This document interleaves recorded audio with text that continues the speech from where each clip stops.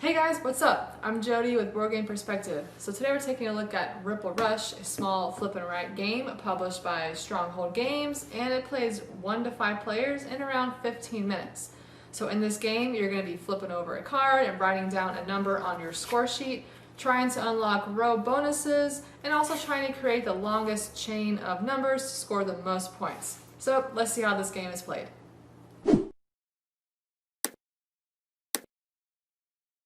Alright, so to set up the game, each player is going to grab a sheet and a pencil, and then there's 100 of these cards here that you're going to shuffle, and then you're going to deal out a certain number of cards depending on how many players you're playing with. So I'm going to set this up for a 2-player game.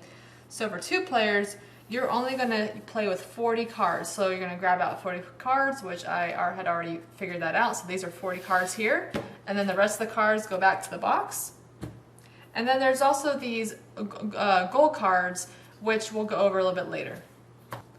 So Ripple Rush is played in rounds. During each round, players are going to resolve 3 steps simultaneously. So it's going to be first, drawing a card, second, write your number, and then 3, discard.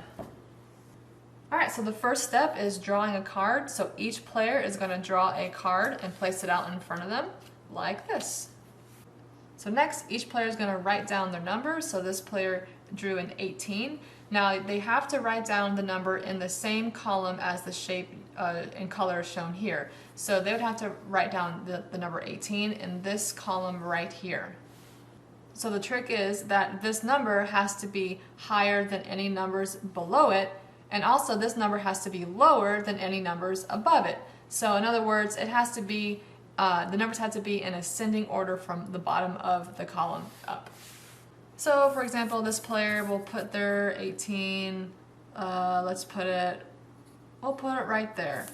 And then this player would do the same thing. They would have to put a 16 on their sheet as well. Alright, so let's go over another example. So the same cards were drawn, but we're further along in the game. Now, this example here shows that we cannot fill this number in because it does not satisfy the ascending requirements, because the 18 would have to go above 17, but there's not a spot here because it goes to 20. So I would not be able to write this number in. So when this happens, then this player announces this number and this card to all the other players and puts it in the center play area. And then every other player has a chance to write 18 on their sheet. Now, if at any point during the game you complete a row, so all the numbers have been filled in a row, you unlock a bonus. So the bonuses are in this white column here. As soon as you fill in a row, you immediately resolve the bonus. So whenever it shows a number, so 5, 10, 15, 20, if you unlock that row, so say I unlocked this row here, I have 10 that I can use. You then can put this number 10 in any column as long as it keeps the requirements of the ascending order. And then these here are showing that you can put any number in this column. So right here, I could put in a number, let's say I could write in 9 right there because it satisfies the ascending order and it's in this shape and color. After everyone has written down their numbers, then all those numbered cards are discarded, and then you'll start the next round where each player will flip over the next card. So the game will end once the deck has been emptied and no more cards can be drawn, and then at that point each player is going to tally up their points. So points are going to be scored for each column, and you're going to get 1 point for each number in the longest chain of numbers in that column. So let's do an example here. So for this yellow column right here, we have 2 different chains of numbers here. Okay, so this chain has 2 numbers in it and this chain has 4. So this is the longer chain, so I would add up all of these, so be 1, 2, 3, 4, so that would be 4 points for the longest chain in this color here. Now for green, I've only have 1 chain and it's 3, so I get 3 points for that column. This one has all of them filled in, so I got 1, 2, 3, 4, 5, 6, 7, 8. So I get 8 points for that one. And then this one here, there is 1 long chain as well, so it'd be 1, 2, 3, 4, 5, 6 points.